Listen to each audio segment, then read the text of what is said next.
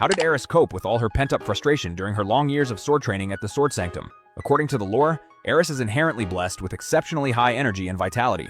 There is no way she could hold it all in for so long. She would quietly release her pent-up emotions and energy in private. What many overlook is that Eris had already known the sweetness of mutual love long before. She and Rudeus gave themselves to each other in the Fatoa region when she was only 15. Do you honestly think she could go 5 whole years without that kind of comfort? No one would believe it. And here's another thing.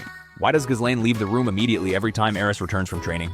Ghislaine can even consume gold without batting an eye. Would she really be put off by Eris's body odor? Second, have you ever wondered why Eris's mood grew so sour after she arrived at the Sword Sanctum? It was because she couldn't see Rudeus day after day. When pressure goes unreleased for too long, it causes hormonal imbalance, and hormonal imbalance sends one's mood spiraling out of control. And most importantly, according to the original novel, all the vigorous energy she had bottled up for 5 years finally burst forth after she came back from the Sword Sanctum and married Rudeus. On their wedding night, Eris kept him up the entire night. Then something sparked her interest again the next morning, and she clung to him, lingering through the whole morning. When Rudeus finally got out of bed that afternoon, his legs were trembling uncontrollably and he could barely stand steady. Eris, however, acted as if nothing had happened.